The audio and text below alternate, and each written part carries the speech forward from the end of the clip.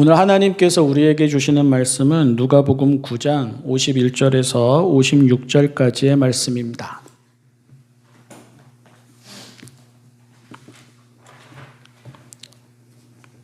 세번역성경 신약 115쪽 누가복음 9장 51절에서 56절까지의 말씀입니다. 예수께서 하늘에 올라가실 날이 다 되었다. 그래서 예수께서는 예루살렘에 가시기로 마음을 굳히시고 심부름꾼들을 앞서 보내셨다.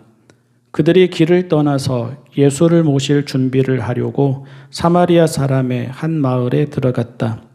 그러나 그 마을 사람들은 예수가 예루살렘으로 가시는 도중이므로 예수를 맞아들이지 않았다. 그래서 제자인 야고보와 요한이 이것을 보고 말하였다. 주님, 하늘에서 불이 내려와 그들을 태워버리라고 우리가 명령하면 어떻겠습니까? 예수께서 돌아서서 그들을 꾸짖으셨다. 그리고 그들은 다른 마을로 갔다. 아멘. 선의가 받아들여지지 않을 때가 있습니다. 친구이고 동지이던 사람들마저 자신들만의 생각과 감정으로 흥분하고 분노하며 일을 어렵게 만들어 버릴 때도 있습니다. 살다가 보면 겪기 마련인 하나의 과정일 뿐인데 아예 다 끝난 것처럼 마음을 닫아버리는 사람들을 마주하게 될 때도 있습니다. 들어보면 충분히 이해하고 참을 수 있을 일인데 이 사람도 저 사람도 다들 들어보려고 하지 않아 어쩔 수 없이 다른 길을 찾아야 할 때도 있습니다. 그러지 않아도 쉽지 않은 인생인데요. 그러지 않아도 오해와 상처가 쌓이기 일수인 인생인데요. 그러지 않아도 외로움과 서러움이 생겨나기 마련인 인생인데요. 믿음이 아예 없어서도 아닌데 믿음대로 살아보려고 하는데도 그렇게 되어버립니다. 불의하고 추하고 이기적이어서 생겨나는 일도 아닌데 조금이라도 더 의롭고 깨끗하고 바르게 살아보려는데 그런데도 그렇게 되어버립니다. 어떻게 하면 좋겠습니까? 울고 싶은데 뺨 맞은 격으로 그동안 쌓인 울분과 서러움과 속상함과 야속함을 이 사람에게든 저 사람에게든 이 일에 대해서든 저 일에 대해서든 하나님 앞에서든 털어놓으면 되겠습니까? 좋은 일인데도 꺾이고 막히는 현실에 하나님을 원망하거나 알아주지 않는 가족을, 친구를, 성도를 비난하거나 아니면 사람들이 우리에게 하는 것과 똑같은 방식으로 계산하고 판단하여 돌려주면 되겠습니까? 못해 먹겠다고 큰 소리치고 나만 고생이라고 낙심하고 알아주지 않는다고 분노하고 이에는 이, 눈에는 눈이라면서 등을 돌리겠습니까? 예수님이 예루살렘으로 가십니다. 세속적인 야망을 이루시고자 함이 아닙니다. 갈릴리에서 시작하신 하나님의 나라의 길을 완성하시기 위함입니다. 그 길의 끝에 버림받음이 있고 고난이 있고 죽음이 있음을 아시면서도 가시는 길입니다. 예수님께는 소명이고 사명입니다. 다른 사람들처럼 사시겠다면 모를까? 살아오신 대로 사시겠다면 다른 길은 없습니다. 갈릴리에서와는 아예 다르게 사시겠다면 모를까? 갈릴리에서 살아오신 듯이 사시겠다면 역시 다른 길은 없습니다. 그런데 예수님께도 외롭고 힘든 길입니다. 그동안에도 가는 곳마다 그리고 사람들마다 저마다의 이유로 예수님의 길을 가로막았습니다. 예수님의 편이 없습니다. 기득권자들은 그들의 욕망을 따라 예수님의 길을 가로막습니다. 민중들은 그들의 형편에 따라 예수님의 길을 가로막습니다. 제자들은 곁에 있고 뒤를 따르면서도 제 마음대로 생각하고 판단하며 예수님의 길을 가로막습니다. 우리가 오늘 읽은 말씀은 누가복음에서는 이제 2부의 시작입니다. 갈릴리에서의 활동은 끝나셨고 이제 예루살렘을 향한 여정이 시작됩니다. 그런데 시작부터 이 모양입니다. 사마리아 마을 사람들이 예수님이 예루살렘으로 가신다는 이유로 아예 마을에 들어오시지도 못하게 합니다. 야고보와 요한의 분노가 일면 이해가 가지 않습니까? 다른 유대인들과 달리 예수님은 특정 지역, 특정 직업, 특정 계층 등의 사람을 정죄하신 적도 비난하신 적도 없습니다. 사마리아를 향해서도 마찬가지입니다. 예수님이 그 마을에 묵으시려고 하신 것도 사마리아를 다른 마을과 동일하게 보신다는 뜻입니다. 보통의 유대인들은 갈릴리에서 예루살렘으로 갈 때나 예루살렘에서 갈릴리로 갈 때나 하여간 의도적으로 사마리아를 피해서 갔습니다.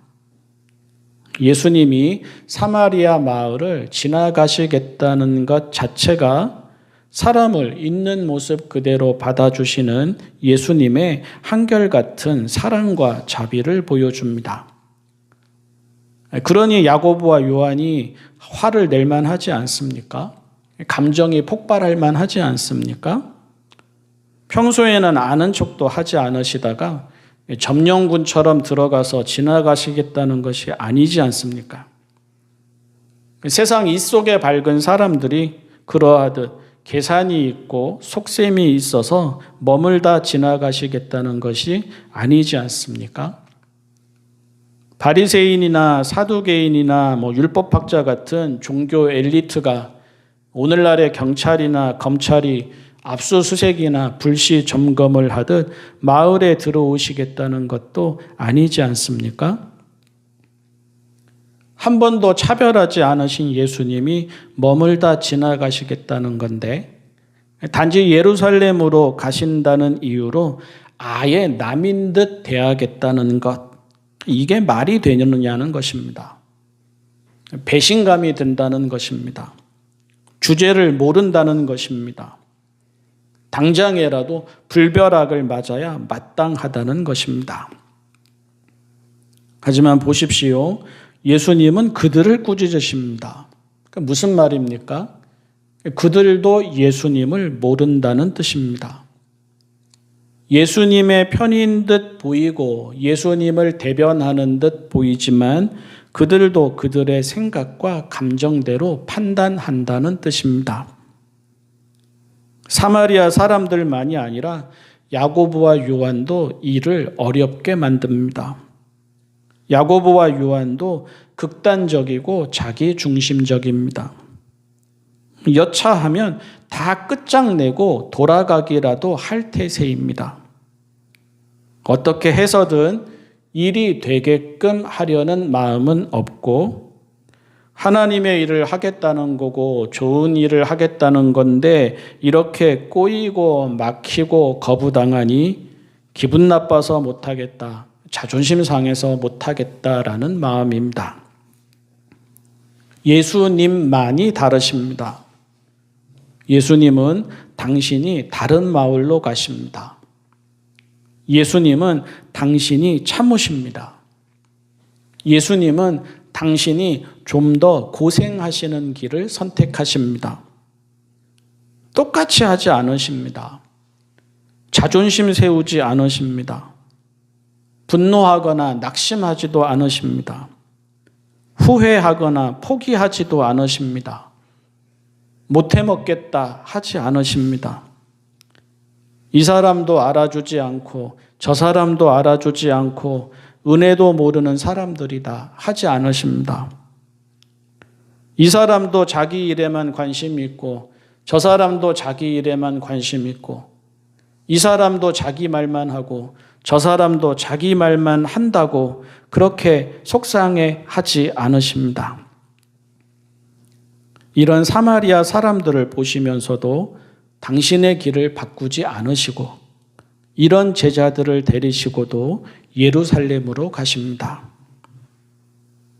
다시 봅시다. 사마리아 사람들이 예수님을 맞이하지 않은 이유가 무엇입니까? 먹여 살리라는 것도 아니고 같이 가자는 것도 아니고 지나시는 길에 잠시 머무시겠다는 건데 왜 아예 마을에도 들어오시지 못하시게 그렇게 막습니까? 섭섭하다는 것입니다. 상처받았다는 것입니다. 자존심 상한다는 것입니다. 예루살렘이 사마리아를 얼마나 업신여기는데 어떻게 그런 예루살렘으로 가신다고 할 수 있느냐는 것입니다. 결국 예수님도 다른 유대인들과 똑같다는 것입니다. 야고보와 요한이 화를 내는 이유는 무엇입니까? 역시 섭섭하다는 것입니다. 상처받았다는 것입니다. 자존심 상한다는 것입니다. 예수님이 측은히 여겨주시니 어중이 떠중이 주제에 이렇게 나온다는 것입니다. 사마리아 사람 주제에 자신들의 길을 막느냐는 것입니다. 저렇게 살아온 사람들이니 그동안에 상종해 오지 않은 거 아니겠냐고. 저렇게 살아온 사람들이니 하나님의 천사를 맞지 않고 모욕하다가 불벼락을 맞은 소돔과 고모라와 다를 게 무엇이 있느냐고 그렇게 화를 내는 것입니다. 그렇다면 그렇게만 생각해야 합니까? 다르게 생각할 수는 없습니까? 섭섭하다고 이렇게 하면 사람이 같이 살 수 있습니까? 상처받았다고 이렇게 하면 사람이 같이 살 수 있습니까? 자존심 상한다고 이렇게 하면 사람이 같이 살 수 있습니까? 그리고 이런 일 생길 때마다 마음을 닫고 등 돌리고 남인 듯 밀어내고 원망하고 분노하고 가시돋친 말을 쏟아내면 사람이 어떻게 같이 살고 사람이 어떻게 같이 협력하고 사람이 어떻게 같이 하나님의 일을 합니까? 이런 마음과 자세와 태도를 가지고 지켜야 할 것을 지켜낼 수 있습니까? 가야 할 길을 갈 수 있습니까? 가정은 어떻게 되고 교회는 어떻게 되고 사회는 어떻게 되고 나라는 어떻게 됩니까? 부모와 자녀 사이는 어떻게 되고 남편과 아내 사이는 어떻게 되고 형제와 자매 사이는 어떻게 되고 선생과 학생 사이, 이웃과 이웃의 사이, 목사와 성도의 사이는 어떻게 되겠습니까? 유진 피터스는 신앙을 한 방향으로의 오랜 순종의 길이라고 하였습니다. 옳은 길입니다. 가야 할 길입니다. 맞는 방향입니다. 그렇다면 이런 일 저런 일 있어도 꾸준히 나아가야 한다는 뜻입니다. 막히면 돌아서라도 가야 한다는 뜻입니다. 물론 시간은 더 걸립니다. 고생도 더 합니다. 갈등도 더 생겨납니다. 계획에 없던 어려움도 더 생겨납니다. 머리 검은 짐승 운운하는 말이나 세상에 믿을 사람 하나 없다는 말도 더 자주 하게 됩니다. 항상 함께 있을 것 같은 사람이 떠나게도 됩니다. 하지만 방향에 대한 자신이 없을 때 주저하지 방향이 맞다면 돌아서라도 더디더라도 꾸준히 나아가야 합니다. 그게 인생이고 그게 믿음이고 그게 지혜입니다. 사마리아 사람들이나 야고보와 요한을 보지 말고 예수님을 봐야 합니다. 사마리아인들이 맞아주지 않는다고 방향이 달라지지 않습니다. 제자들이 흥분하고 분노한다고 방향이 달라지지 않습니다. 정당한 존중과 배려를 받지 못한다고 방향이 달라지지 않습니다. 물건은 기분 상하면 사지 않아도 됩니다. 일은 상황이 바뀌면 하지 않아도 됩니다. 여행은 길이 막히면 가지 않아도 됩니다. 하지만 인생은 그렇게 살면 안 됩니다. 인생은 꾸준해서 인생이고, 인생은 돌아서라도 바른 방향으로 평생 나아가야 해서 인생입니다. 신앙도 그렇습니다. 신앙은 꾸준해서 신앙이고, 신앙은 돌아서라도 바른 방향으로 평생 나아가야 해서 신앙입니다. 신앙인은 하나님을 보고 삽니다. 신앙인은 하나님의 뜻을 따라 삽니다. 신앙인에게는 하나님께서 가라고 하신 길이 있습니다. 하늘에 오르기까지, 이 땅 생명 다하여 하나님이 부르시기까지 예수님이 그러하셨듯이 신앙인은 누구나 하나님을 향한 오랜 순종의 길을 걸어갑니다. 그래서 신앙인의 삶은 가정에서도 교회에서도 사회에서도 일터에서도 소명이고 사명입니다. 살다 보면 있기 마련인 일들로 속도가 느려질 수는 있습니다. 잠시 마음이 흔들려 방황할 수도 있습니다. 알아주지 않는다고 흥분하는 야고보와 요한의 격한 감정이 내 마음일 수도 있습니다. 하지만 잠시 이어야 합니다. 다시 마음을 챙겨야 합니다. 그때 예수님을 기억해서 신앙인이고, 그때 예수님처럼 행동해서 신앙인입니다. 사랑하는 성도 여러분, 돌아서라도 가시는 예수님이 우리의 주님이십니다. 묵묵히 꾸준히 하나님께로 나아가야 합니다. 하늘에 오르는 길은 그 길의 끝에 있습니다. 기도하겠습니다. 사랑의 하나님 아버지, 묵묵히 꾸준히 하나님께 나아가게 하여 주십시오. 묵묵히 꾸준히 하나님을 바라보게 하여 주십시오. 묵묵히 꾸준히 하나님의 뜻을 따르게 하여 주십시오. 기분 따라 살지 않게 하여 주십시오. 자존심 따라 살지 않게 하여 주십시오. 감정 따라 살지 않게 하여 주십시오. 인생이 한 방향으로의 오랜 순종의 길임을 기억하게 하여 주십시오. 하나님께 이르는 길이 이런 일 저런 일 이기며 평생 이루어가야 하는 믿음의 길임을 기억하게 하여 주십시오. 예수님의 이름으로 기도합니다. 아멘.